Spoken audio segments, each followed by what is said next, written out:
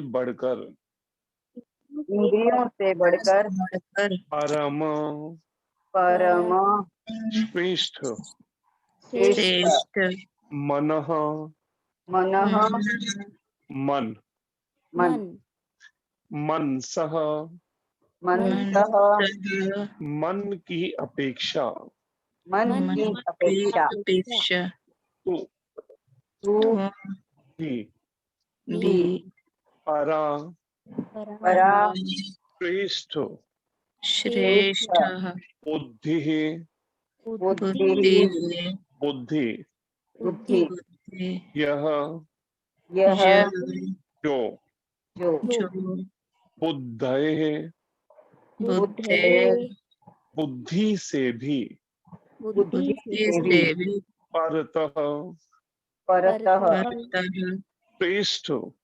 श्रेष्ठ, तो तू किंतु किंतु सह सह वह, वह, सभी प्रयास कीजिए पीछे दोहराने का। इंद्रियाणि पराण्याहो इंद्रियाणि परायाहुः इंद्रियेभ्यः परं मनः परम मनः मनस्तु परा बुद्धिर् मनसस्तु परा बुद्धिः यो बुद्धये परतस्तु सः यो बुद्धे परतस्तु सः इंद्रियाणि पराण्याहो इंद्रियाणि परायाहुः इंद्रियेभ्यः परं मनः इंद्रियेभ्यः परम मनः मनस्तु परा बुद्धिः मनसस्तु परा बुद्धिः यो बुद्धये परतस्तु सः योर्बुद्धे परतस्तु सः इंद्रियाणि पराण्याहो इंद्रियाणि परायाहुः इंद्रियेभ्यः परं मनः इंद्रियेभ्यः परम मनः मनः मनस्तु परा बुद्धिः मनसस्तु परा बुद्धिः यो बुद्धये परतस्तु सः यो बुद्धे परतस्तु सः। हरि हरे कृष्णा प्रभु जी। हरे कृष्ण जी।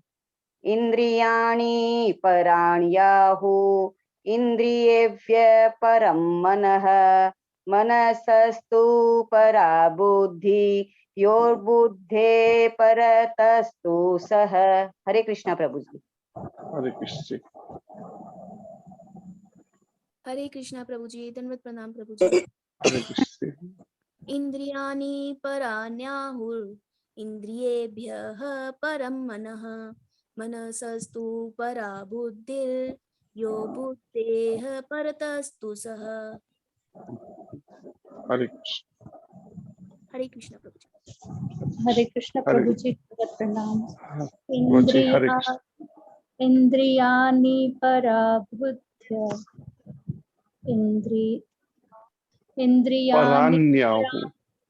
इंद्रियाणि पराणाहुः इंद्रियेभ्यः परं मनस्तस्तु परा बुद्धि यह बुद्धे परतस्तु सः। हरे कृष्ण। हरे कृष्ण। हरे कृष्ण प्रभु जी। हरे कृष्ण जी। इंद्रियाणि प्राणयाहुः इंद्रियेभ्यः परं मनः मनसस्तु परा बुद्धि जो बुद्धेः परतस्तु सः। हरे कृष्ण। हरे कृष्णा प्रभु जी। हरे कृष्ण जी। इंद्रियाणि पराण्याहुः इंद्रियेभ्यः परं मनः मनस्तु परा बुद्धियो बुद्धे परस्तु सः। हरे कृष्ण। हरे कृष्ण। हरे कृष्णा प्रभु जी। हरे कृष्ण जी। इंद्रियाणि पराण्याहुः इंद्रियेभ्यः परं मनः मनस्तस्तु परा विद्यो या बुद्धि परत्सु सः। इसमें दो शब्दों का उच्चारण थोड़ा ध्यान से करना है कि मनसह तु परा बुद्धि, मनस तु, मनस मनस्तस्तु नहीं है, मनस तु परा बुद्धि।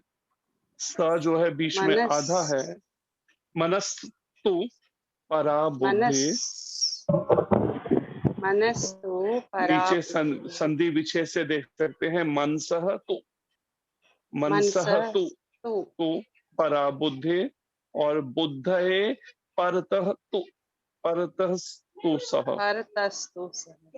हम्म, मनसा तु परा बुद्ध्यो यो बुद्धे परस्तु सः। हम्म। और कोई भक्त पढ़ेगा? इंद्रियाणि पराण्याहुः इंद्रियेभ्यः परं मनः मनस्तु परा बुद्ध्यो या बुद्धे परत्सु सः। परतः तु सह, परतः, परतः अर्थात श्रेष्ठ, पर परतः। परतः सु परतः, सः। परतः तु, सु नहीं तु, परतः परतः परतः तु तु सु सः। स। स आधा है इसलिए वो पूरा उच्चारण ना होगे। आगे पढ़िए। इंद्रियाणि पराण्याहुः इंद्रियेभ्यः परं मनः मनस्तु परा बुद्ध्यो या बुद्धि परतु सः।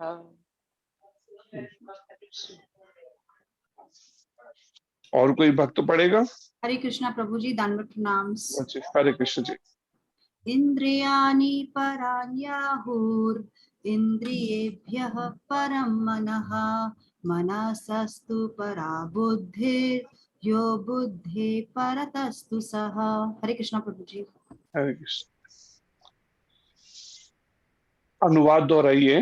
कर्मेंद्रियां कर्मेंद्रियां जड़ पदार्थ की अपेक्षा जड़ पदार्थ की अपेक्षा श्रेष्ठ हैं। श्रेष्ठ है। मन इंद्रियों से बढ़कर है, मन इंद्रियों से बढ़कर है। बुद्धि मन से भी उच्च है, बुद्धि मन से भी उच्च है। और वह बुद्धि से भी बढ़कर है। बुद्धि से भी बढ़कर है। ये वह जो शब्द है ये आत्मा के लिए है, और आत्मा बुद्धि से भी बढ़कर है। और आत्मा बुद्धि से भी बढ़कर है। तात्पर्य अर्चनीय वंदनीय प्रातः स्मरण ज्योतिषल प्रभुपाद महाराज की जय। श्री गुरु महाराज की जय। तात्पर्य पढ़िए आप में से कोई। जो कोई न्यू माता जी अगर ट्राई करना चाहते हैं तो वो अपना हैंड रेज कर सकते हैं, जो रीड करना चाहते हैं।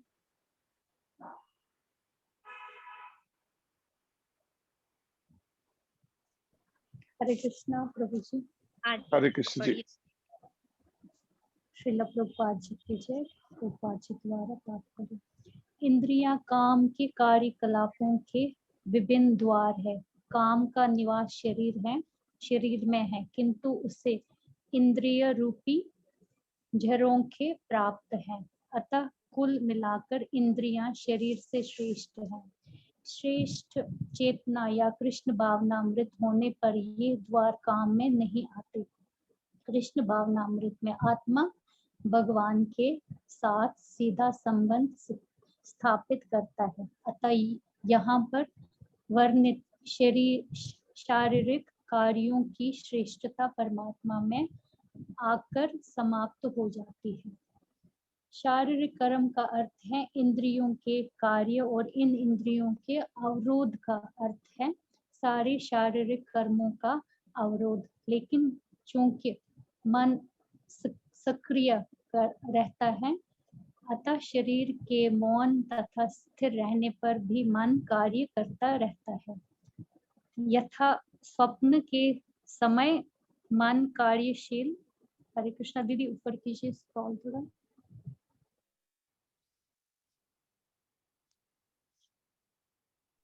हरि बोल।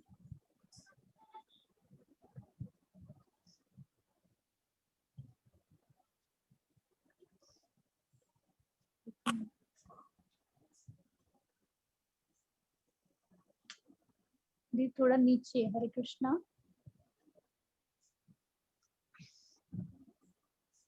जिन माता जी के पास बुक है वो प्लीज अपनी बुक भी ओपन करके रखे साथ में। थोड़ा सा और थोड़ा माता जी आगे करिए। इंद्रियों के कार्य और इन। हरे कृष्णा। हरे कृष्णा। सुनीता दीदी दिखाई दे रहा है आपको? हरे कृष्णा। शारीरिक कर्म का अर्थ है इंद्रियों के कार्य और इन इंद्रियों के अवरोध का अर्थ है सारे शारीरिक कर्मों का अवरोध।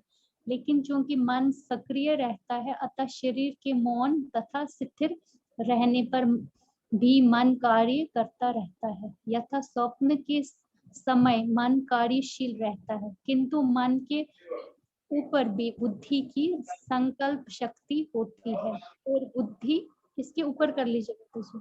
हाँ यस। और तो बस बस बुद्धि के भी ऊपर स्वयं आत्मा है अतः यही आत्मा प्रत्यक्ष रूप में परमात्मा में रत रहते रहे तो अन्य सारे अधीनस्थ यथा बुद्धि मन तथा इंद्रियां स्वतः रत हो जाएंगे।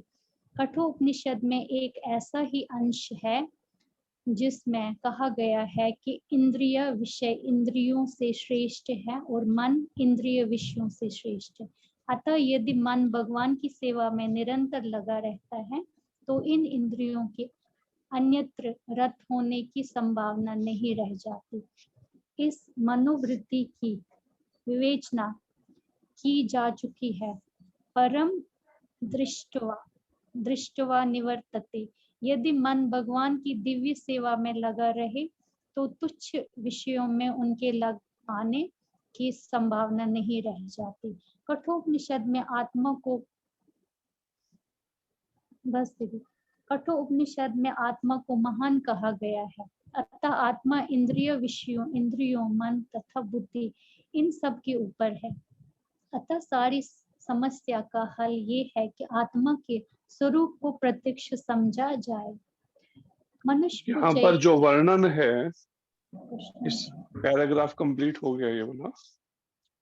तो यहाँ आज के इस श्लोक में जो है एक बात यहाँ समझने वाली ये है, पहले शुरू करें इस पर चर्चा करने कि जो ये श्लोकों में भगवान कृष्ण के द्वारा अर्जुन को माध्यम बनाकर जो शिक्षाएं दी जा रही हैं अपने आप में ये ऐसे हैं जैसे एक भौतिक पढ़ाई में पीएचडी। कि अगर कोई व्यक्ति इस संसार के दुखों से, कष्टों से, कलेशों से और जन्म मृत्यु के चक्र से अगर वास्तव में छूटना ही चाहता है तो उसका तरीका या वो साइंस यहाँ पर समझाई जा रही है, वो विज्ञान यहाँ पर समझाया जा रहा है कि ये किस तरह के अभ्यास के द्वारा संभव हो सकता है जन्म मृत्यु के चक्र से छूटना। तो इसलिए इस श्लोकों में बताई गई जो भगवान कृष्ण की शिक्षाएं हैं उसको बड़ी गंभीरता से समझना होगा, अन्यथा वो खाली एक पढ़ना सुनना तो हो जाएगा लेकिन व्यवहारिक रूप में अगर नहीं दिया तो भगवत प्राप्ति का रास्ता मार्ग नहीं खुलने वाला। इसलिए ये बात भी कही जाती है जैसे भगवत गीता को पढ़ने का, सुनने का, समझने का तभी संभव है कि जब हम पूरी तरह से समर्पित हो जाएं भगवान के चरणों में, इंद्रियां, मन और बुद्धि के द्वारा। तो समझिए कि हाँ, अब भगवत गीता को व्यवहारिक रूप दे दिया। अब हम श्रीमद् भागवतम को पढ़ने पे जा सकते हैं, या सुनने पर या समझने पर चल सकते हैं। और श्रीमद् भागवत को समझने का मतलब क्या है? सुनने, श्रवण करने, अध्ययन करने का, कि हम उससे गोपी भाव में प्रवेश कर सकें, दशम स्कंद तक जाकर वो गोपी भाव में प्रवेश कर सकें। तो समझिए भागवत का सुनना सार्थक हो गया। और भगवत गीता की सार्थकता क्या है सुनने समझने की? कि जब हम भगवान को पूरी तरह से समर्पित हो जाएं। फिर अभी तो ये हो रहा है ना कि हाँ, हम सुन रहे हैं, अध्ययन भी कर रहे हैं, लेकिन अभी समर्पित नहीं हो पा रहे हैं। मन तैयार नहीं है समर्पित होने के लिए। कोई कहता है मैं पारिवारिक इस जीवन में फंसा हूँ, कोई कहता है मैं घर गृहस्थी में फंसा हूँ, कोई सोचता है कि नहीं मुझे भी कुछ एजुकेशन। अनेक तरह की मन में काम, कामनाएं, इच्छाओं ने डेरा डाल के रखा है। इसलिए अब इस पर चर्चा शुरू करें तो ये बात पहले मन में रख लीजिए कि इसका उद्देश्य है कि कैसे भगवान के चरणों में, भगवान श्री कृष्ण के चरणों में समर्पित हुआ जाए। और यहाँ पर समर्पित होने के लिए किस तरह से इन इंद्रियों पर, मन पर, बुद्धि पर संयम किया जाए कह लीजिए, या कह लीजिए कि मन, बुद्धि, इंद्रियों को कैसे कृष्ण भावना से भावित किया जाए, जिससे वो समर्पण के भाव तक हम पहुंच सके, जो अभी नहीं हो पा रहा। अभी तक तो यही लगता है कि मेरे अनेक तरह के कर्तव्य हैं, ड्यूटीज हैं, मेरे दायित्व हैं। क्या है दायित्व? किनके लिए? इस जड़ जगत के लिए। इस जड़ जो जस संसार के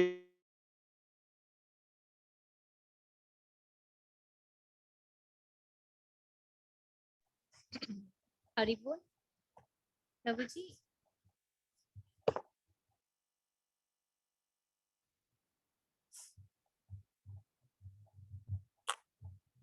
हरे कृष्णा।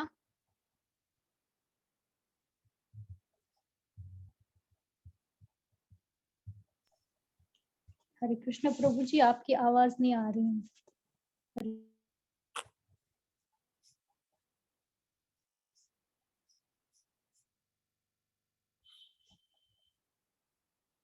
शायद कोई टेक्निकली प्रॉब्लम हुआ होगा। प्रभु जी सेट कर रहे हैं। हरे कृष्णा प्रभु जी।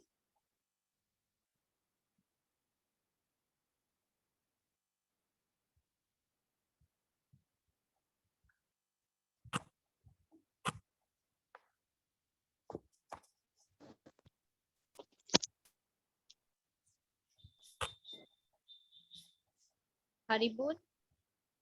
हरे कृष्णा। हाँ जी प्रभु जी, अब आ रही है आपकी आवाज। ठीक। तो यहाँ पर जो वर्णन है, जो चर्चा भगवान कृष्ण कहते हैं, कर्म इंद्रियां जड़ पदार्थ की अपेक्षा श्रेष्ठ हैं। जो ये 5 कर्मेंद्रियों का वर्णन भगवान कृष्ण गीता में बता रहे हैं,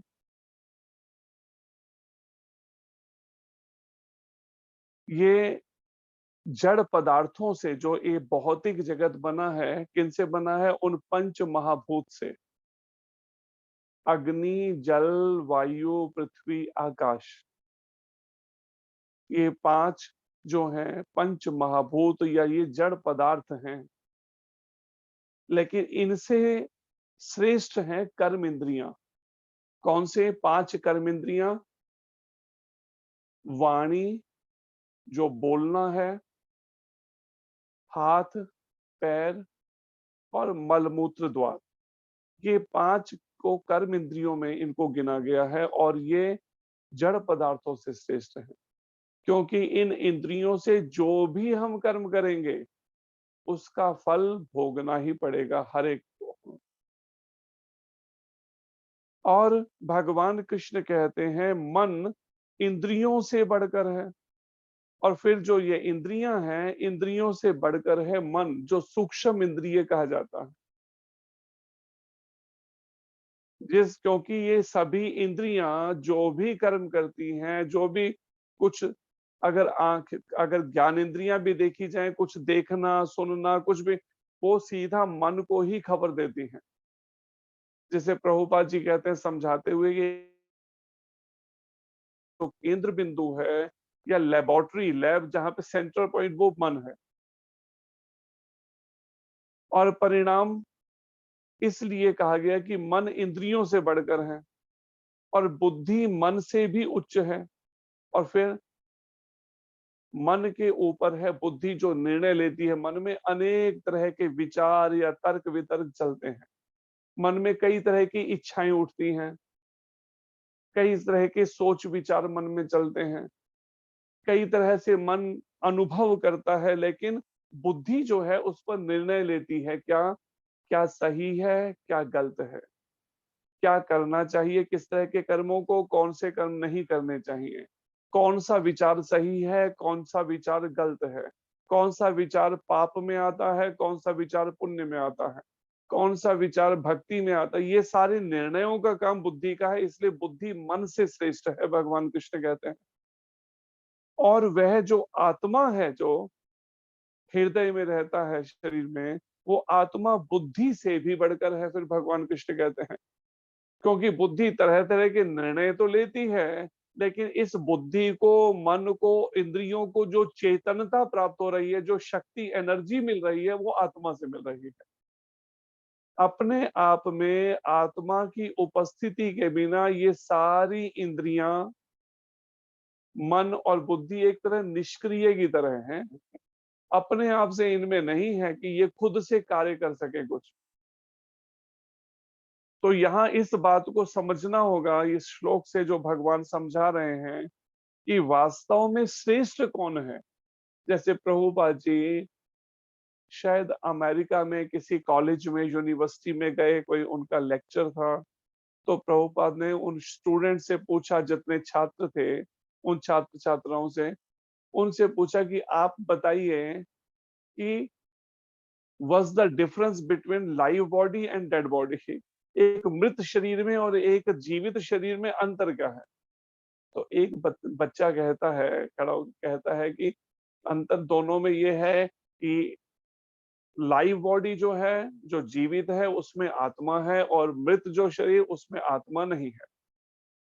फिर प्रभुपाद जी ने दूसरा प्रश्न किया। गुरु महाराज बताते हैं कि दोनों में से कौन पहले जरूरी है, शरीर जरूरी है या आत्मा जरूरी है।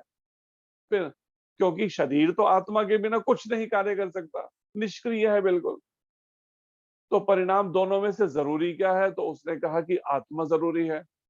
तो प्रभुपाद जी ने कहा, इतनी बड़ी जो एकड़ों में यूनिवर्सिटी बना रखी है, इसमें मुझे बताइए कि आत्मा को समझने के लिए कौन सा ये अलग से खोला हुआ है आपने यहाँ पर। इतनी बिल्डिंगें, इतना सब है, आपने बना रखे हैं ये अलग अलग सब्जेक्ट्स के लिए, साइंस के लिए और अनेक, तो वहां पर आत्मा को समझने के लिए कौन सा है यहाँ पर। तो परिणाम में कोई नहीं, पूरी यूनिवर्सिटी के अंदर। तो आज यही है बात को विचारना कि वास्तव में जो सबसे श्रेष्ठ है, इंद्रियों से भी श्रेष्ठ है, शरीर जो जड़ पदार्थों से बना हुआ है, इस शरीर से भी श्रेष्ठ है, इंद्रियों से भी श्रेष्ठ, मन से भी श्रेष्ठ, बुद्धि से भी श्रेष्ठ जो आत्मा है, उस आत्मा को समझने के लिए आप बताइए, स्कूल में, कॉलेज में, घर में, या कहाँ पर कौन सी एजुकेशन कहाँ पर मिल रही है। इतनी इतनी फीसें भर के पेरेंट्स जो हैं, माता पिता बच्चों को स्कूल में, कॉलेजों में भेज रहे हैं, लेकिन क्या आत्मा को समझने के लिए कोई एक भी ऐसा सब्जेक्ट है? उत्तर है नहीं। और परिणाम इसलिए करोड़ों के हिसाब से सब आत्माएं जो है अलग अलग जन्म, मनुष्य जन्म मिल भी रहा है अवसर, लेकिन वो अवसर को गंवाते चले जा रहे, खो रहे हैं अपने जीवन के अवसर को। यही नहीं मालूम, क्योंकि वो बचपन से ट्रेनिंग ना घर में सिखाया जा रहा है, ना स्कूल में, ना कॉलेज में। वास्तव में मनुष्य जीवन आत्मा को समझने के लिए मिला है। उस आत्मा की प्रेजेंस को, आत्मा की शक्ति का हम उस विषय पे इंद्रियों से, शरीर से काम ले रहे हैं। सुबह से लेके रात तक पूरा शरीर, मन, बुद्धि सबको लगा रखा है इस भौतिक जगत में। लेकिन जिस आत्मा से उसे एनर्जी मिल रही है, इन इंद्रियों को, शरीर को, मन को, बुद्धि को, उस आत्मा के विषय पे सोचने के लिए, चर्चा करने के लिए समय नहीं है आज। परिणाम, इसका रिजल्ट आप सोच सकते हैं क्या होगा। इसलिए भगवान वेद व्यास जी कहते हैं भागवतों के अंदर कि कलयुग के लोग होलसेल में नरक कुंडों को भरेंगे। हम अपनी समझ से सोच रहे हैं, हम तो बड़े समझदारी से बस सब कार्य कर रहे हैं, भला हमें नरक क्यों मिलेगा। लेकिन जो मनुष्य जीवन का उद्देश्य है, अगर वही नहीं प्राप्त करा, आत्मा को ही नहीं समझ पाए, परमात्मा को ही नहीं समझे, और अगर समझ लिया हो जिसने आत्मा परमात्मा को, तो वो फिर समर्पित हो जाएगा। फिर वो संसार में फिर उसका मन नहीं रहेगा। फिर वो और समय फिर संसार में व्यर्थ गंवाएगा नहीं। फिर कि हाँ चलो अब थोड़ा सा ऐसा करते हैं, थोड़ी देर के लिए जरा फेसबुक देख लेते हैं, अच्छा थोड़ी देर के लिए चलो यूट्यूब यूज कर, थोड़ी देर के लिए अच्छा चलो टीवी देख लेते हैं, अच्छा थोड़ी देर की संसारिक बात। फिर वो संसार में फिर और समय नहीं नष्ट करेगा। फिर जिसको अगर एक बार ये समझ लग गई कि मनुष्य जीवन मिला किस कार्य के लिए है, और गुरु महाराज जैसे कहते हैं कि हम सबके पास समय बहुत थोड़ा है और रास्ता बहुत लंबा है। रास्ता बहुत लंबा है का मतलब क्या है कि हमारा समर्पण जो इस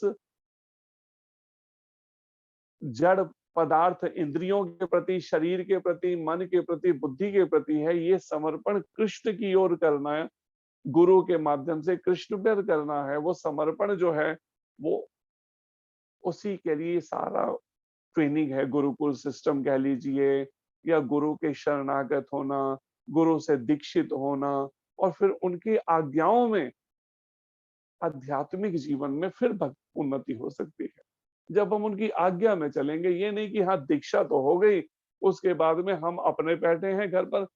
जैसे हमसे किसी ने प्रश्न किया, एक माता ने, कि इतने सारे भक्तों ने किसी एक जगह से दीक्षा ली, तो वो भी तो भक्ति कर रहे हैं ना घर पे रह के। मैंने कहा आपको किसने कहा वो भक्ति कर रहे हैं?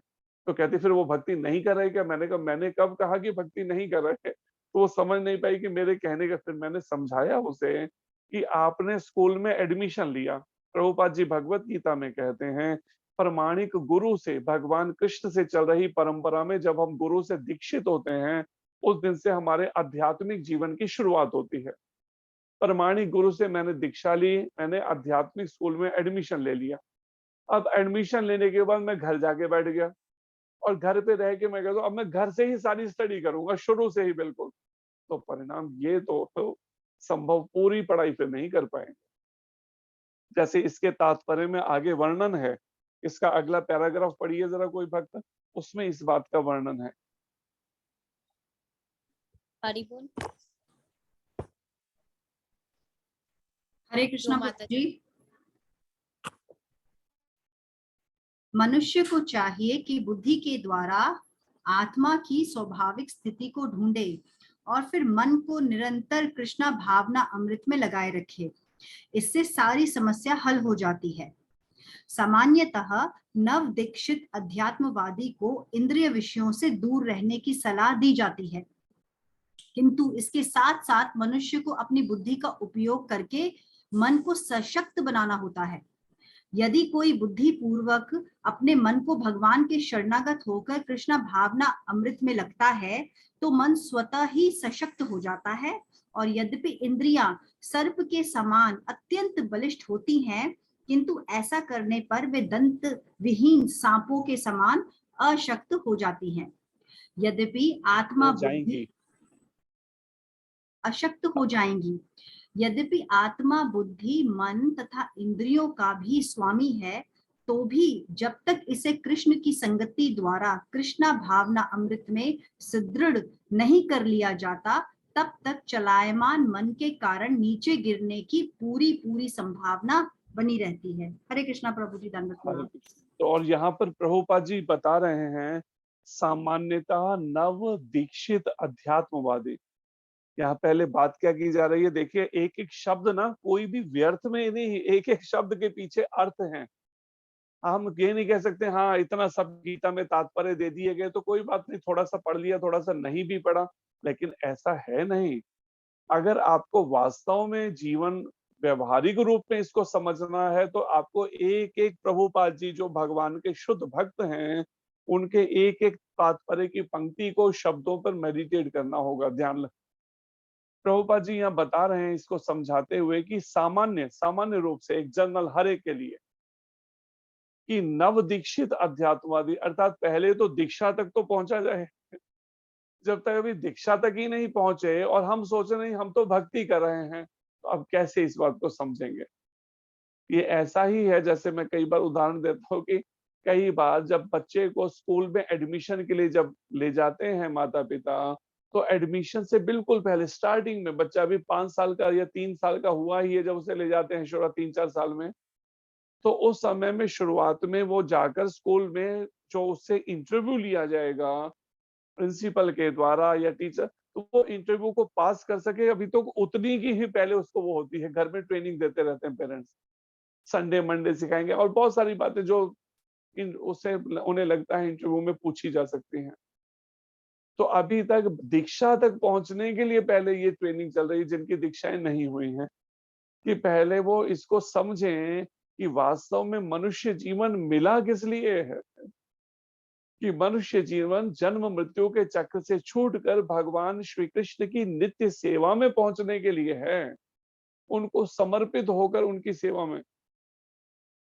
अब जब ये उद्देश्य जब ठीक से दिमाग में बैठ जाएगा ना कि मनुष्य जीवन मिला है भगवत प्राप्ति करने के लिए, कृष्ण प्रेम को प्राप्त करने के लिए, जन्म मृत्यु के चक्र से छूटने के लिए, अब वो गंभीर हो जाएगा, नहीं अब मुझे एक नियमों में रहते हुए संयम में मुझे प्रमाणिक गुरु से दीक्षा लेनी है, पहले इस पे आएगा वो।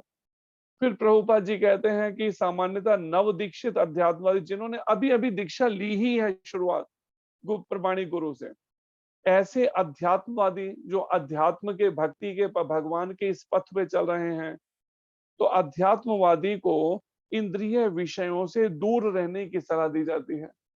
अब जो लोग कहते नहीं घर पे भी क्या रह के भक्ति नहीं हो सकती, यहाँ पे प्रभुपाद जी कह रहे हैं कि इंद्रिय विषय जब इतना बलवती है ये इंद्रियां और मन कि बार बार जीव को विषय वासनाओं में गिराता है। एक साधक का हमारे पास फोन आया तो वो यही बात बताने लगे, कहते हमने तो यही देखे सारे समाज के अंदर यही हालत हो चुकी है, गृहस्थी लोग जो है बस विषय विकार में पड़े हैं। कहते हमारे जो संपर्क हैं वो हमें बताते हैं कि हम तो 3-3 4-4 बार विषय विकार भोगते हैं दिन के अंदर। तो हम कहते मैं इसलिए उनको देख के मैं भी उनके बीच में रहता हूँ, तो मैं भी दिन में प्रतिदिन वही करता हूँ, विषय विकार भोगता हूँ हर रोज का। लेकिन अब जब मैं अध्यात्म से जुड़ गया, मुझे पता चला प्रमाणिक गुरु के मार्गदर्शन में कि ये तो हम एक तरह से पाप है। ये शास्त्र तो यहाँ तक कहता है कि जितनी बार हम संतान नहीं चाहिए, अगर स्त्री पुरुष पति पत्नी संबंध बनाते हैं, वो सब समझिए उतनी बार मृत्यु हो रही है। भागवत में ये वर्णन, श्रीमद् भागवतम में। ऐसी परिस्थिति के अंदर जब हम इंद्रियों पे संयम का अभ्यास उस वातावरण में देख रहे हैं कि सारा वातावरण ही विषयी बना हुआ है, आंखें उठा के देखें तो जगह जगह टीवी पे और सब बाहर शॉप्स के दुकानों के बाहर जो इस तरह के बैनर्स लगे हुए हैं, जो बोर्ड्स लगे हैं, उसके ऊपर भी ऐसे ही गंदे चित्र हैं। टीवी ऑन करें तो उस पे भी गंदगी है। मोबाइल में अगर आप जाते हैं फेसबुक में तो वहां भी गंदगी है। सब तरफ से मतलब केवल गंदगी ही परोसी जा रही है।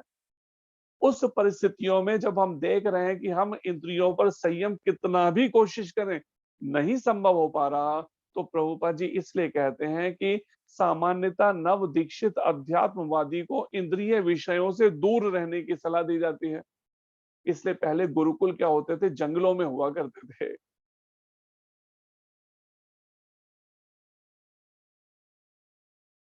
हरि बोल, हरि बोल। प्रभु जी आपकी आवाज नहीं आ रही।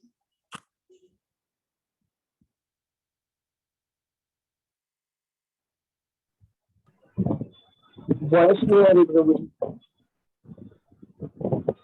हरे कृष्णा प्रभु जी, आपकी आवाज हम तक नहीं पहुंच पा रही है।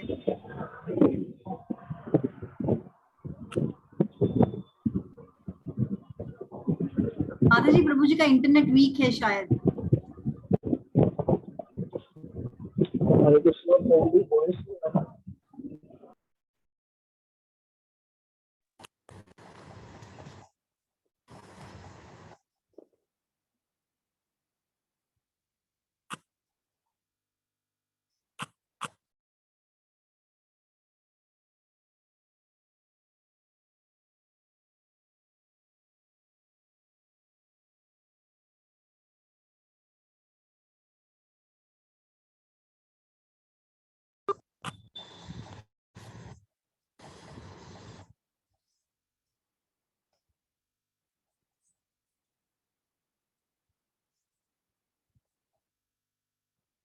हरि बोल प्रभु जी।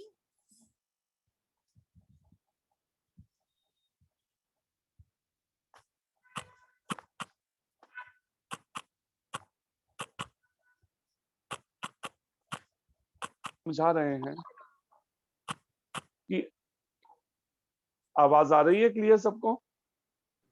जी प्रभु जी अब आ रही है। आपका इंटरनेट बहुत स्लो दिखा रहा है जी। हरे कृष्णा। बीच का हमारा मिस हो गया काफी सारा क्योंकि आवाज नहीं आ रही थी आपकी।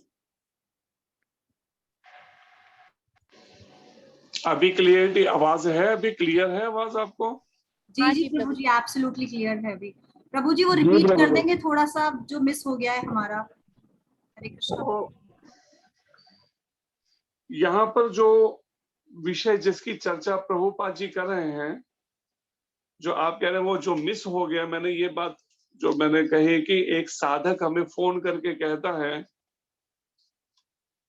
कि मैं जैसे सोसाइटी में संघ है उनके बीच में जो मेरे और संपर्क में है वो यही बताते कि हम दिन में 3-3, 4-4 बार विषय विकार भोगते हैं। मतलब पति पत्नी संपर्क, संतान नहीं चाहिए, केवल मनोरंजन के लिए केवल विषय विकार। तो कहते मैं उनके बीच में रहता हूँ तो इसलिए मैं भी प्रतिदिन यही सब करता था।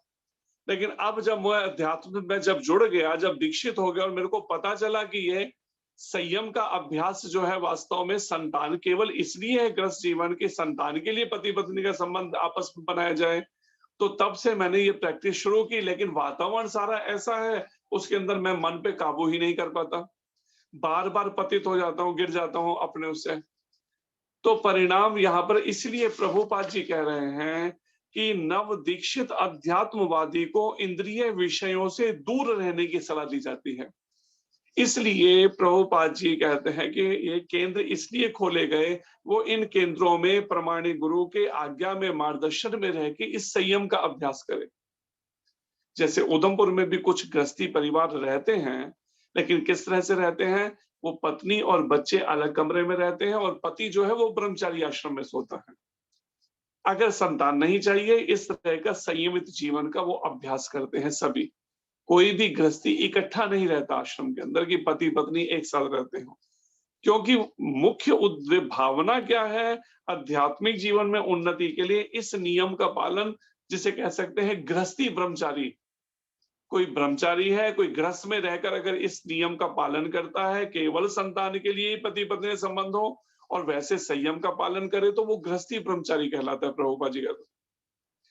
तो ये संयम जब तक नहीं है, आध्यात्मिक उन्नति नहीं होने वाली। कितनी भी मालाएं घुमाते रहिए, 16 माला करिए, 32 करिए, 64 करिए, 108 माला करिए, लेकिन भगवत प्राप्ति तब तक नहीं होगी जब तक इन इंद्रियों, मन और बुद्धि पे संयम की प्रैक्टिस नहीं की।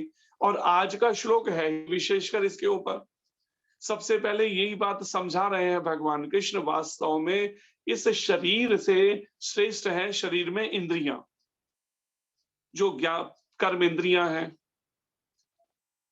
और फिर ज्ञानेंद्रियां, और इन इंद्रियों से श्रेष्ठ है मन इंद्रियों के ऊपर। लेकिन मन से भी श्रेष्ठ है बुद्धि, जिनके निर्णयों पे ये इंद्रियां और सब मन को कार्य करना पड़ता है। मन कई बार चाहता है, लेकिन बुद्धि अगर वो निर्णय नहीं देती है तो मन कुछ नहीं कर पाता, चिल्लाता रहे, कितना भी शोर मचाता रहे अंदर, उसको करना वही पड़ेगा जो बुद्धि निर्णय देगी। इसलिए बुद्धि उससे श्रेष्ठ है भगवान कृष्ण। लेकिन बुद्धि भी पूर्ण स्वतंत्र नहीं, बुद्धि के ऊपर भी आत्मा है, क्योंकि आत्मा से वो उसको एनर्जी मिल रही है, इन इंद्रियों को, मन को, बुद्धि को। इसलिए बुद्धि अपने आप में ये भी स्वतंत्र नहीं है मन मर्जी कर सके। अगर आत्मा ही उससे अगर जैसे कंस थे, रावण थे, इनके जो मन है जैसे भी स्थिति में थे, मैले थे, उनकी बुद्धि भी उस मन के साथ मिलकर गलत निर्णय ले रही थी। परिणाम में आत्मा से क्या किया, भगवान ने क्या किया, साम दाम दंड भेद में उससे भेद जब अलग कर दिया, मृत्यु जब उनका वध कर दिया, तो परिणाम में अब उनकी बुद्धि के पास कोई चाल नहीं निर्णय का। अब जब भी अगला अवसर मिलेगा उसे ठीक होना पड़ेगा, फिर दोबारा उसको अवसर दिया जाएगा सुधरने का। तो यहाँ पर इसको समझकर आत्मा की जो श्रेष्ठता है, हमें उस आत्मा को समझने में लगना है। मुख्य बात यह है, भगवान कृष्ण कहते हैं, जैसे तात्पर्य में प्रभुपाद जी समझा रहे हैं, इंद्रियां काम के कार्यकलापों के विभिन्न द्वार हैं। जो काम है, जो भी भौतिक शरीर से संबंधित इच्छाएं हैं, कामनाएं हैं, तो वो काम जो भी अगर हम करना चाहते हैं, कर्म करते हैं, लेकिन इंद्रियां उनके द्वारा, इंद्रियों के माध्यम से ही कर्म कर सकते हैं। आप इंद्रियों का बिना प्रयोग किए कोई कर्म नहीं कर सकते, एक जगह पत्थर की तरह बैठे रहेंगे, मूर्ति की तरह से। अगर कर्म करना है तो इंद्रियां चाहिए। तो इंद्रियां द्वार हैं जिनके माध्यम से काम के कार्यकलाप, ये काम प्रकट करते हैं हम। चाहे वो काम हो, क्रोध हो, मोह, लोभ, माध्यम है इंद्रियां, इंद्रियों से। और फिर प्रभुपाद जी कहते हैं काम का निवास शरीर में है, और ये काम जो इंद्रियों के माध्यम से करता है, और ये विभिन्न द्वार हैं इंद्रियां, वो काम रहता कहाँ पे है, शरीर के अंदर रहता है वो काम। किंतु उसे इंद्रिय रूपी झरोखे प्राप्त हैं, लेकिन जो शरीर में रहता है उसके झरोखे या दरवाजे क्या हैं, ये 9 दरवाजे हैं शरीर के अंदर। जैसे 2 आंखें, कान, नाक, जीभ, मुख है, मल मूत्र द्वार है, ये सब मिलाकर 9 द्वार जो हैं। और ये कहते हैं ना, नव द्वार का ये पिंजरा, ये 9 द्वारों का एक पिंजरा जैसा है, जिसके अंदर वो जीवात्मा अंदर कैद हो रखा है अपनी इच्छाओं और कर्म फलों के कारण से। और इस पिंजरे से छूटने के लिए ही ये सारे प्रयास हैं। ये जो अध्यात्म है, या प्रमाणिक गुरु की शरणागति है, भक्ति पथ है, ये इस पिंजरे से निकलने का है, कैद से। अगर कोई कहता है नहीं, मैं अपनी इच्छा से, मनमर्जी से कैसे भी करके चलो आत्महत्या कर लेता हूं, उस तरह से भी तो निकल जाऊंगा, तो उसके लिए भगवान विष्णु कहते हैं गरुड़ जी को 60,000 साल तक पहले प्रेत योनि में रहना पड़ता है। गरुड़ पुराण में बता, उस जीवात्मा को जिसने पहले तो इच्छाएं की और तरह तरह के कर्म भी किए। अब कर्मों का जब फल भोगने का नंबर आया, उसको शरीर मिला कर्मों का फल भोगने के लिए, तो वो सोचता है मैं सुसाइड करके भाग जाऊं। तो ये इस तरह से नहीं निकला जाता है कोई जन्म मृत्यु के चक्र से। उसको बल्कि और लंबे समय तक उसको पनिशमेंट मिलेगी, इसका दंड मिलेगा। जिससे कहा है भगवान विष्णु ने 60,000 साल तक तो पहले प्रेत योनि में जाएगी वो आत्मा, जिसने समय से पहले अपने कर्म तो खूब किए अपनी मन मर्जी के, अब जब कर्मों को फल भोगने का टाइम आया तो सोचते सुसाइड कर लेते हैं। ऐसे बहुत से लोग हैं जिनको अगर ये समझ नहीं है तो ये मूर्खतापूर्ण, अज्ञानतापूर्ण ऐसा कर लेते हैं पाप, और परिणाम में फिर दंडित होते हैं। पहले भी मैंने ऐसी कुछ घटनाएं सुनाई थी इस तरह की, जो सत्य घटनाएं, तो उन्होंने इस तरह की ही मनमर्जी की। एक साथ में सबने सुसाइड कर लिया, काशी की घटना है, और परिणाम क्या हुआ, सबके सब प्रेत बन गए। अब भटक रहे हैं बेचारे, गति नहीं हो रही, कष्ट है, भूख लग रही है लेकिन खा नहीं सकते, मुंह वैसा नहीं है उस तरह का, बिल्कुल कई हैं जिनका बड़ा बड़ा पेट है लेकिन सुई की नोक के जैसा मुंह है, अब उसमें कष्ट भोग रहे हैं। तब जाके उनकी गति कराई, तुलसीदास जी या गए थे, उन्होंने फिर गति कराई उस प्रेत आत्मा के। ऐसा तुलसीदास जी के भी जीवन में कुछ घटनाओं का वर्णन है। तो प्रभुपाद जी ने भी गति कराई। लखनऊ के जिस गणेशगंज के अंदर जो कमरे में रहते थे किराए पर, दवाइयों का कार्य करते, वहां भी एक प्रेत रहता था। प्रभुपाद जी जब ग्रंथों के लेखन का कार्य कर रहे थे वहां बैठे हुए, जब तो वो प्रेत साथ में प्रकट हो गया। तो प्रभुपाद जी ने पूछा, भाई कौन हो तुम? तो वो इशारा कर, मैं बोल नहीं सकता। जो शुद्ध आत्मा है उनको दिख जाती हैं चीजें। गुरु महाराज को भी ऐसी कई बातें महाराज ने हमसे शेयर करी, कि क्योंकि जो शुद्ध आत्मा है वो देख सकती है इन चीजों को, देख लेती है, अनुभव कर लेती है। फिर तो परिणाम में वो जब उन्होंने तो प्रभुपाद ने ठीक है तुम मेरे पीछे हरे कृष्ण मंत्र बोलो, लेकिन वो बोल नहीं पाया क्योंकि पापात्मा थी, तो इसलिए वो बोलने की शक्ति नहीं उसको। तो प्रभुपाद अच्छा फिर सुनो ध्यान से, प्रभुपाद जी ने जब महामंत्र का उच्चारण किया तो वो अदृश्य हो गई, उसकी गति मतलब छूट गई उससे। एक बार महामंत्र शुद्ध भक्त के मुख से सुनकर, ऐसे ही गुरु महाराज के साउथ अफ्रीका में घटना घटी, वहां पर भी ऐसा हुआ। जो पहले तो वहां केंद्र था नहीं, महाराज जी प्रभुपाद जी की आज्ञा से गए, जब केंद्र खोलने की स्थिति बन गई तो परिणाम में पता चला जो बिल्डिंग मिल रही है उसके अंदर तो प्रेत रहता है। बाकी जो साधक हैं भक्त हैं उन्होंने कहा हम तो जाएंगे नहीं। महाराज जी ने कहा भी प्रभुपाद जी की आज्ञा है केंद्र खोलने की, मैं तो जाऊंगा। अब महाराज जी अकेले ही पहुंच गए बिस्तर लेकर वहां पर उस बिल्डिंग के अंदर, पूरी बिल्डिंग में अकेले महाराज, और पता है कि वहां पर प्रेत रहता है। प्रेत भी कौन था कि असल में भारत से एक किसी को बुलाया, कोई आया था, उसने वहां पे शुगर मिल थी उस परिवार की, वहां पर उन्हें मैनेजर के रूप में रख लिया। लेकिन कुछ समय के बाद जब पेमेंट देनी थी उसको सैलरी नहीं दी पूरी, उसका हिस्सा पैसा माल लिया कह लीजिए। तो वो इतना दुखी हो गया कि उसने सुसाइड कर लिया, और सुसाइड किया, और वो प्रेत बन के उसी घर में उनके रहने बंगले में रहा, और एक एक करके परिवार को मारना शुरू कर दिया उसने। परिणाम में बाकी लोग घर छोड़ के भाग गए। तब से वो पता नहीं कितने सालों से पड़ी थी, 25 30 40 सालों से ऐसी, कोई उसमें आता नहीं था, कोई खरीदता नहीं था। अब वो बिल्डिंग खरीद ली महाराज जी ने प्रभुपाद जी की आज्ञा लेकर। प्रभुपाद जी से जब अनुमति ली, पत्र भेज के प्रभुपाद जी का, अगर तुम वहां केंद्र स्थापित करने में निमित्त बनते हो तो समझना एक स्टेप और आध्यात्मिक जीवन में उन्नति कर गए। तो परिणाम में अब जबकि प्रभुपाद महाराज जी पहुंच गए, महाराज हमें सुनाते हैं कई बार, कहते जब मैं कभी सुना, पहले सुनाई कई बार ये बात। अब वहां पर जब लेटे रात को सोने के लिए, तो कोई जैसे ही लाइट ऑफ की और लेटे, कोई छाती पे आके जोर से गिरा, जैसे कोई चीज गिरी हो छाती पर। एकदम महाराज ने लाइट ऑन की, देखा तो कोई नहीं। फिर दोबारा लेटे, फिर छाती पे कोई आ गया। जब 2-3 बार ऐसा हुआ तो महाराज उठे तो देखा सामने खिड़की में एक बहुत लंबा सा दहकता हुआ लाल सा चेहरा एक दिखाई दे रहा है, बड़ी बड़ी आंखें उसके, एक चेहरा दिख रहा है। तो महाराज कहते उस दुष्ट ने पूरी रात भर सोने नहीं दिया। महाराज ने फिर बैठ कर जप करना शुरू किया, और पूरी रात भर जप करते रहे। उसके बाद फिर वहां केंद्र स्थापित हुआ। अब पता नहीं है कि उन्होंने बेच के और बड़ा दूसरा मंदिर ले लिया, लेकिन उस समय केंद्र शुरू होकर वहां से प्रीचिंग फिर होती है अफ्रीका में, मोम्बासा कीनिया की ये बात है। तो ऐसी कई घटनाएं हैं कि जब हम अपनी मूर्खतावश कोई ऐसा करे, पहले हम कर्म करते हैं, जब कर्मों को फल भोगने का टाइम आता है तो हम कहते हैं नहीं नहीं नहीं, अब फल भोगने में हाथ पैर फूलने लगते हैं। पहले खुद कर्म किया तो जैसा कर्म करेगा वैसा फल देगा भगवान, तो वैसा फल तो भोगना पड़ेगा ना। इसलिए कहते हैं पहले बुद्धि लगा के पहले समझ रखे ना। इसलिए ये मार्गदर्शन है गुरुकुल सिस्टम या ये सब, कि हमें पहले कैसे जीवन जिया जाए, मनुष्य जीवन को, वो तरीका सीखना है। और यहाँ पर जो वर्णन है इस श्लोक के अंदर, तात्पर्य में प्रभुपाद जी कहते हैं, और ये जो उसे इंद्रिया रूपी झरोखे प्राप्त हैं, इस काम वासना जो मन में है उस जीवात्मा को ये इंद्रिया रूपी झरोखे मिले हैं, जिनके माध्यम से वो अपनी इच्छाओं को, कामनाओं को प्रकट करता है या उसके अनुसार कर्म करता है। अतः कुल मिलाकर इंद्रियां शरीर से श्रेष्ठ हैं। इंद्रियां जो है वो इस शरीर से श्रेष्ठ हैं, क्योंकि इंद्रियों से कर्म होता है मुख्य रूप से शरीर के अंदर, इंद्रियां माध्यम बनती हैं। और श्रेष्ठ चेतना या कृष्ण भावना अमृत होने पर ये द्वार काम में नहीं आते।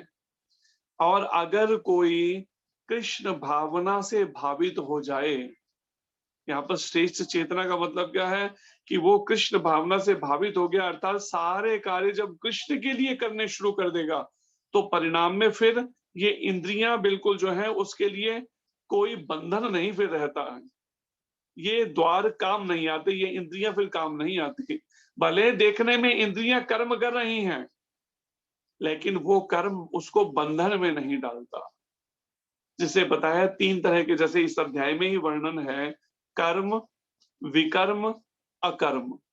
कर्म कहते हैं कि शास्त्रोचित कर्म करना, जैसा शास्त्र में बताया गया है मनुष्य के लिए कैसे कर्म करने चाहिए, जैसे क्या पुण्य है क्या पाप है, उसके अनुसार शास्त्र के बताए तरीके से जब वो कर्म करता है तो वो है एक कर्म। लेकिन दूसरा है विकर्म। विकर्म का मतलब होता है पाप कर्म करना। जब हम भगवान के बताए नियमों को अनुसार जब कर्म नहीं करते, जो वैदिक शास्त्रों में वर्णन है मनुष्य के लिए कर्म करने के, उसे पाप कर्म कहते हैं, जो उसके विरुद्ध करते हैं। और तीसरा है अकर्म, अर्थात जब हम केवल भगवान के समर्पित हो जाते हैं, कृष्ण भावना से भावित होकर जब केवल भगवान कृष्ण की प्रसन्नता के लिए सारे कर्म करते हैं, तो वो अकर्म कहलाता है। अर्थात वो कर्म, अकर्म जो वो किसी हमें बंधन में नहीं बांधेगा फिर। उसको ना तो पुण्य में गिना जाता है ना पाप में गिना जाता है। शास्त्रोचित कर्म को पुण्य में गिना जाता है, शास्त्र विरुद्ध कर्मों को पाप में गिना जाता है। और जो भगवान की प्रसन्नता के लिए कर्म किए जाते हैं, वो कर्म जो है वो अकर्म कहलाते हैं। वो हमें बंधन में नहीं डालते, वो तो केवल भगवान के भक्ति पथ पे हमें आगे ले जाते हैं, उन्नति। इसलिए यहाँ पर ये बात प्रभुपाद जी कह रहे हैं कि वो ये द्वार काम नहीं फिर आते उस समय कृष्ण भावना अमृत में जो श्रेष्ठ चेतना में स्थित हो जाए, जिसकी चेतना, जिसकी भावना अब उन्नत हो चुकी, अब वो जड़ जगत या शरीर मैं मेरे से ऊपर उठ चुकी है, राग द्वेष से ऊपर उठ चुकी है, जिसकी भावना, जिसकी सोच, जिसकी विचारधारा, जिसकी इच्छा शक्ति, जिसकी मानसिकता। अतः यहाँ पर वर्णित शारीरिक कार्यों की श्रेष्ठता परमात्मा में आकर समाप्त हो जाती है। जो शारीरिक कर्म, शरीर से हम इंद्रियों से जो कर्म करते हैं, वो अंत कहाँ पे होता है जाके समाप्ति? परमात्मा में आकर। अर्थात जब पूरी तरह से कृष्ण भावना भावित हम कर्म के लिए पक जाते हैं, समर्पित हो जाते हैं, फिर अब हम स्वतंत्र कोई मैं मेरे के लिए कर्म नहीं करेंगे। और ऐसा नहीं कि अब कोई कहते जी घर में रह के जैसे गृहस्थी, तो गृहस्थी के भी कुछ उदाहरण शास्त्र में हैं, इस कलयुग के कई उदाहरण, जिसमें से पीपा जी महाराज का जैसे वर्णन आज हम सुन रहे थे। पीपा जी महाराज हैं, उनकी धर्मपत्नी जो हैं सीता सहचरी जी, राजा थे पीपा जी महाराज। लेकिन लंबी घटना है, शॉर्ट में मैं बता रहा हूँ। गुरुजी की आज्ञा में अपना निकल पड़े और जब द्वारिका पहुंचे तो गुरुजी से अनुमति लेके द्वारिका में ही रुक गए कुछ समय। अब द्वारिका में भगवान द्वारकाधीश का दर्शन किया, इतने भावुक हो गए कि वहीं पर पता चला कि जो समुद्र के अंदर है, ठेठ द्वारिका उसके अंदर है, तो उन्होंने समुद्र में ही छलांग लगा दी और वहां पर विष्णुदूत जो उन्हें लेकर भगवान के पास पहुंच गए और फिर वहां पर रहे 1 हफ्ता भर और फिर 1 हफ्ते बाद समुद्र से बाहर निकल कर आए। अब तो लोगों में चर्चा का विषय बन गया, लोग तो उनके दर्शन करने आने लगे। तो इन्होंने द्वारिका उस समय छोड़ दी कि ऐसा तो भजन कैसे करेंगे, सब पीछे छोड़ दी। जब वापिस जब मार्ग से आ रहे थे, पता चला रास्ते में एक भगवान के कोई भक्त रहते हैं, चीधर जी और चिधरानी जी। तो इच्छा हुई चलो उनका दर्शन करते हैं। ऐसे महान भक्त जिनकी काफी चर्चा सुनी थी, जब दर्शन करने गए, पीपा जी ने सारा राजपाट छोड़ा था उन्होंने, और सीता सहचरी जी ने दर्शन करने गए तो क्या देखा कि कैसे घर में रहते हैं चीदर जी, जहां पर दरवाजा ही नहीं है घर का और खिड़की भी नहीं है। तो इससे उनको पता तो चल गया कि देखो कैसे ये वैष्णव है, कि कैसे दीनहीन उसमें रहते हैं अवस्था में। तो परिणाम में अब इनका ऐसे वैष्णव का दर्शन करना चाहिए, पीपा जी ने मन में सोचा। और जब उनके पास पहुंचे तो उन्होंने बड़ा सम्मान, एक ही धोती शरीर पर थी और वो भी जगह जगह से फटी हुई थी, उसको कैसे भी डबल डबल लपेट के उसको कष्ट तन को ढका हुआ था उन्होंने, चीधर जी ने। वो बड़े भावुक होके आए और पीपा जी के जब दर्शन किया तो बड़े भावुक होके उनको आसन दिया, विराज। तो अब बड़ा पीपा जी को बड़ा हुआ कि ऐसे महान वैष्णव का दर्शन देखो कैसे अवस्था में रह रहे हैं, दैन्यता में, दीनता के अंदर, दोनों ये पति पत्नी चीधर और चिधरानी जी। पर मन दुखी हो गया चीधर जी का, मन में बड़ी उदासी आ गई कि ऐसे वैष्णव, महान वैष्णव घर पर है और मेरे पास सेवा के लिए कुछ घर पे है ही नहीं, अन्न का दाना भी नहीं है, तो उनको क्या भूखे यहां से हमारे द्वार से जाएंगे। लेकिन चीधर जी से भी आगे बढ़कर, कई कदम आगे बढ़कर थी चिधरानी जी भक्ति में। चिधरानी जी कहती उन्होंने एक साड़ी खाली घर में थी, आखिरी जो शरीर पर उड़ दी, और सारे बर्तन मिट्टी के, कोई बड़ा महंगा कोई बर्तन कुछ नहीं, मिट्टी के बर्तन घर में। इससे पता चलता था कि कैसी अवस्था में रह रहे हैं वो, और फिर भी संतुष्ट हैं पूर्ण, कोई गिला शिकवा नहीं भगवान के प्रति। जो हमें थोड़ा सा कुछ हो तो हम भगवान के प्रति उल्हाने देने लगते हैं। परिणाम, माता ने एक वस्त्र खाली चित्रानी जी ने ओढ़ा, वो तो साड़ी ओढ़ी थी, तो पति को कहा ऐसा करो, ये एक साड़ी मैंने ओढ़ी है, इस साड़ी को ही बेचकर कुछ मिल जाएगा, उससे उनकी सेवा करी जाए। देखिए ये पत्नी का भाव। अब वो साड़ी लेकर गए उसको बेचने के लिए, और परिणाम में बेच के कुछ धन से उससे आए और भोजन पकाया, भगवान को भोग लगाया और प्रसादी उनको दी। अब 2 प्लेटों में रख दी, एक पीपा जी के लिए, एक सीता सहचरी जी के लिए। तो उन्होंने कहा पीपा जी ने कि आप और आपकी धर्मपत्नी भी आओ, मिलकर भोजन करेंगे। उन्होंने नहीं आप अभी लीजिए, आप बिल्कुल बड़े आदर से, बड़े विनम्रता, क्योंकि सच्चाई तो ये थी कि था ही 2 जनों के लिए वो भोजन, 4 जनों के लिए था ही नहीं, तो कैसे लेते। लेकिन सीता सहचरी जी स्वाभाविक एक भाव में उन्होंने कहा कि नहीं नहीं, अंदर गई, उनको लाने तो क्या देखा, वो ऐसे ही बिना वस्त्रों के बैठी हैं, आधे नेत्र खुले हैं और नाम हरि नाम कर रही हैं चिद्रानी जी। तो देखकर बड़ी आश्चर्य में पड़ गई कि देखकर कि देखो कैसा इनका साधु सेवा का भाव है, कि इन्होंने अपना एक वस्त्र तक, रानी थी तो वो समझ सकती थी इस बात को, कि अपना वस्त्र तक बेच के ये हमारे लिए भोजन का इंतजाम, प्रसाद का इंतजाम किया इन्होंने। तो उन्होंने बोला उनको, चिद्रानी जी को, सीता सहचरी जी ने, कि आपके पास वस्त्र भी, मतलब वस्त्र भी आपने पहना नहीं, तो ऐसी स्थिति। तो वो नाम जप कर रही थी, चिद्रानी जी कहती हैं सीता सहचरी जी को कि मुझे पता चला था कि आप द्वारिका से आ रही हैं, द्वारिकाधीश भगवान का दर्शन किया आपने, उनके हमें आकर आप उनका श्रृंगार, उनका स्वरूप के बारे में, उनके उसके लीला कुछ सुनाएंगी, लेकिन यहाँ तो आप क्या करने लगी, एक इस नश्वर शरीर या इस गंदे शरीर के लिए आप इसकी चर्चा करने लगी। तो सीता सहचरी जी का जो सूक्ष्म रूप से जो अहम था कि मैं रानी होकर मैंने ये कदम उठा के देखो समर्पण कर दिया, वो देखा ये तो हमसे भी आगे है, ये तो भगवान के भक्तों के लिए भी समर्पित हो गए अपने और परिणाम में इतने भावुक हो गई वो। तो उन्होंने आकर भोजन ग्रहण किया, प्रसाद ग्रहण किया, और बाद में प्रसाद के पीपा जी को सारी बात बताई। अब पीपा जी कहने लगे इन्होंने तो अपना मतलब इतना संभाव इनका भगवान के प्रति, चलो फिर भाव आ जाए, भगवान के भक्तों के प्रति इतना भाव, तो हमें भी कुछ करना चाहिए। क्या करना चाहिए? पीपा जी एक राजा थे और वो रानी थी, कहते ऐसा करो तुम ना नृत्य करना जाके, और मैं तुम्हारे लिए ढोल बजा के, मतलब इस तरह का करके दोनों पहुंच गए और एक बीच चौराहे में जाके वहां पे शुरू कर दिया। अब लोग आने लगे देखने के, नृत्य देखने, कुछ भक्त भी आ गए, उन्होंने पहचाना, उन्होंने तो दंडवत करना शुरू कर दिया। जब पूछा भाई इनको दंडवत कर रहे हैं, कहा कि ये सिद्ध देह के अंदर है ये लोग, तो जब उनकी सुनाई कि समुद्र में चले गए थे और सब घटना पता चले, तो उन्होंने खूब धन लोगों ने दिया, और वो सारा धन लाके जब उन्होंने चिधर जी को दिया, चिद्रान जी को, उन्होंने एक कण भी नहीं लिया उसमें से। वो कह रहा जैसी परिस्थिति में उतने में ही वो संतुष्ट है, एक कण नहीं लिया, सब वापस लौटा दिया। आप सोचिए, गृहस्थी जो हम बात कहते हैं, गृहस्थी जो भगवत प्राप्ति वास्तव में करना चाहते हैं, कैसा समर्पण है, आप सोच के देखिए इस बात से विचार करके।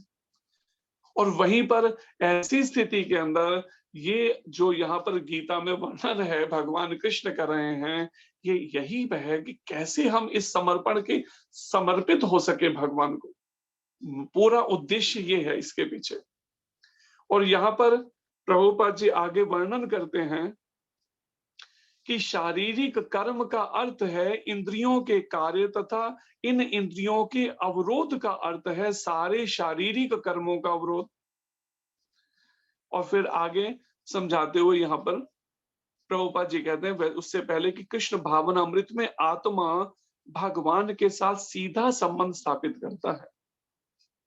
जो भगवान का, परमात्मा का अंश है, वो आत्मा जब हमारे सारे कर्म, मन का सोचना, मन का इच्छा करना, अनुभव करना, वाणी का से बोलना, शरीर के सारे कर्म जो हमारे केवल कृष्ण के लिए होने लगते हैं ना 24 घंटे, तो क्या होता है, वो आत्मा उन भगवान से सीधा संबंध स्थापित हो जाता है। अतः यहाँ पर वर्णित शारीरिक कार्यों को की श्रेष्ठता परमात्मा में आकर तब समाप्त हो जाती है। तब वो सब पूरी तरह से हमारे सारे कार्य केवल परमात्मा के लिए, भगवान की प्रसन्नता के लिए होते हैं। फिर उसके बाद कोई भी फिर स्वतंत्र कर्म नहीं, उस स्थिति तक समर्पित होना पड़ेगा। यहाँ इसी का अभ्यास, इसलिए ये समझाया जा रहा है। पहले हमें पता तो चले कि कौन सी इंद्रियों से हम कर्म करते हैं, इंद्रियां किस तरह से मन को खबर देती हैं, मन किस तरह से चिंतन करता है, और मन फिर बुद्धि कैसे उसको मन के साथ कई बार मिलके गलत निर्णय देने लगती है। बुद्धि को शिक्षित करने के लिए फिर ये भगवान की शिक्षाएं जो है यहाँ पर हैं, जो हमें सीखनी होती है गुरु के माध्यम से। और बुद्धि भी अपने आप में श्रेष्ठ नहीं है, उसके ऊपर आत्मा है। अर्थात आत्मा जो भगवान कहते हैं, जिसके लिए शास्त्र में भी वर्णन है, ईश्वर अंश जीव अविनाशी। जो जीव है, जीवात्मा है, ईश्वर का अंश है और अविनाशी, कभी नष्ट नहीं होने वाली आत्मा। चेतन अमल सहज सुख राशि, ये चेतन है, जड़ नहीं है ये आत्मा। अमल, ये कोई तरह से मल नहीं लेती है। तो ये मल क्या है, ये बुरे विचार क्या है, ईर्ष्या द्वेष राग द्वेष क्या है, ये जो मल है ये फिर कैसा है?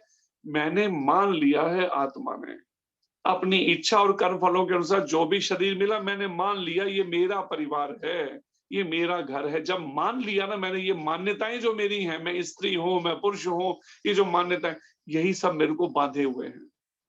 और इस मान्यताओं से ऊपर अपने आप से निकल ही नहीं पा रहा जीव, क्योंकि उसके निकलने का तरीका अब कैसे हो, कैसे निकले। इसलिए यहाँ प्रभुपाद जी बड़े आसान भाषा में समझा रहे हैं इसको, कृष्ण भावना भावित कर्म करने से। जब मन के सारे कार्य, जो मन के 3 कार्य हैं, सोचना, इच्छा करना, अनुभव करना, मन के सारे कार्य, वाचा वाणी से जो भी हमने बोलना है, और कर्मणा जो इंद्रियों से कर्म करना है, वो जब केवल कृष्ण की प्रसन्नता के लिए होंगे। कैसे पता चले कृष्ण की प्रसन्नता है? इसलिए प्रमाणिक गुरु के मार्गदर्शन में जब हम करेंगे, उनकी आज्ञा में, तो तब कृष्ण भावना भावित कर्मों को करने से अपने आप ही ये पूरी तरह से समर्पण होता चला जाएगा। लेकिन अभी हम मन तैयार नहीं है, शुद्ध नहीं है ना मन, इसलिए मन को लगता नहीं और भी अभी बहुत सारी रिस्पॉन्सिबिलिटीज हैं, कर्तव्य। लेकिन जब ये बात समझ आ गई तो पीपा जी फिर एक पल भी रुके नहीं, उस राजपाट को ऐसे त्याग दिया जैसे मुड़ के ही नहीं देखा वे। पहले तो छोड़ के ही आ गए, तो मंत्रियों सबने तो सोचा लगता है पीपा जी पागल हो गए हैं, सारा राज्य सब छोड़ के चले गए गुरुजी के पीछे। फिर गुरुजी ने वापस भेजा, कहा तो उन्होंने कहा कि नहीं, मेरे को केवल भगवत प्राप्ति में लगना है। तो उन्होंने कहा फिर ऐसा करो, पहले 1 साल तक केवल साधु सेवा करो, जो भगवान के भक्त हैं, भगवान के जो सबसे लाडले हैं भक्त, उनकी सेवा करो, पहले जाकर उनकी सेवा करो जितने। तो जब मैं 1 साल बाद जब आऊंगा, तो अगर तुम सेवा, तो फिर मैं तुम्हें अगला फिर सीढ़ी बताऊं। तो उन्हें बड़ी भाव से बड़े उनसे भक्तों की सेवा की। 1 साल हो गया तो फिर उन्हें पत्र भेजा, तो गुरुजी फिर आए। तो फिर ये गुरुजी के साथ निकल पड़े, अपने भाई के बेटे को राजपाट सौंपा और निकल गए। तो फिर चलते हुए द्वारिका गए और ये सारी घटनाएं आ गई। तो ऐसे ये समर्पण जो है भगवान के प्रति किया, भगवान के प्रति समर्पण पीपा जी ने, सीता सहचरी जी ने, लेकिन चीधड़ जी और चित्रानी जी उससे भी आगे बढ़कर उनका समर्पण भगवान के भक्तों के प्रति, क्योंकि भगवान कहते हैं मैं भक्तन का दास, भक्त मेरे मुकुटमणि। भगवान को अपने भक्त बड़े प्रिय हैं, भगवान अपने भक्तों को अपने हृदय में रखते हैं, हर समय उनके अंग संग, उनका हर समय उनका वो करते हैं, पालन करते हैं, रक्षण करते हैं। इसलिए यहाँ पर आगे भी और भी काफी सारा प्रसंग है, ये चर्चा का अगली बार प्रयास कर सकते हैं। तो ये बात समझिए, विचार करिए इस बात पर कि इस हमें इंद्रियों के, मन के, बुद्धि के वश नहीं होना। हमें तो भगवत गीता के अनुसार आत्मा को इसके अनुसार ही हमें जीवन जीने की शैली बनानी पड़ेगी, जो अपने आप से नहीं हो पा रही। इसलिए प्रमाणिक गुरु की मदद और उनकी कृपा चाहिए। उनकी आज्ञा में जब हम चलेंगे, उनसे बार बार कृपा की याचना प्रार्थना करेंगे और फिर हरि नाम करेंगे, तो ये होगा निष्काम सेवा से सिद्धि प्राप्त। ऐसे ये समर्पण नहीं होगा, अपने प्रयासों से ये नहीं होगा। अपने प्रयासों से होगा, मिथ्या अहंकार बढ़ेगा। माला होगी लेकिन अहंकार होगा, देखो मैं 64 माला करता हूँ, देखो मैं 32 माला करता हूँ, मैं इतनी माला करती हूँ, मैं उतने, वो अहंकार ही बढ़ेगा फिर। लेकिन जब तक बिल्कुल अहंकार से बिल्कुल अगर उससे ऊपर उठना है तो तब हमें प्रामाणिक गुरु के माध्यम से कृष्ण को समर्पित होना पड़ेगा। हरे कृष्णा।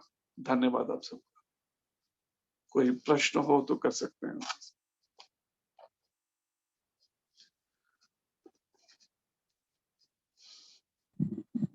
हरे कृष्णा प्रभु जी, धन्यवाद प्रणाम। बस जी, हरे कृष्ण जी।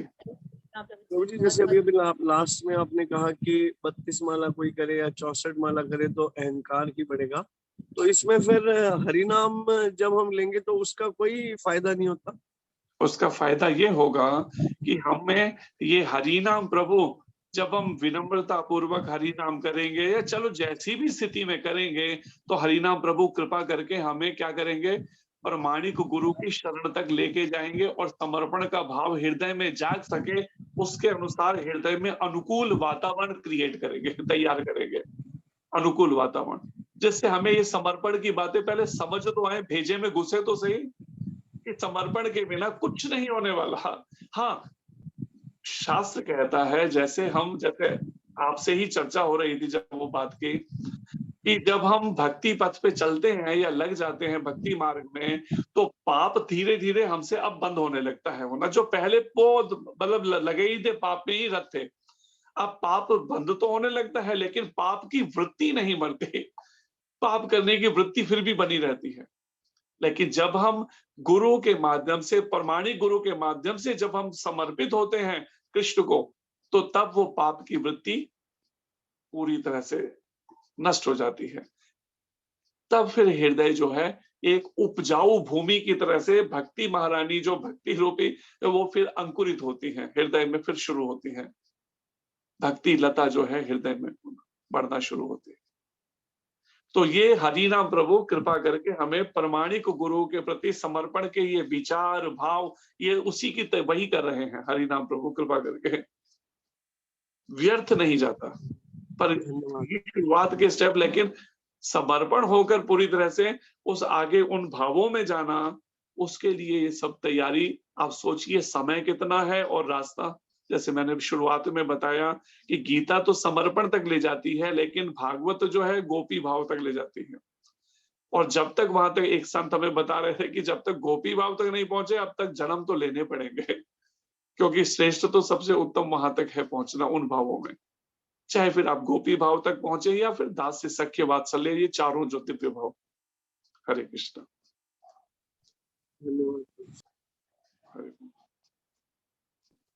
और कोई प्रश्न किसी?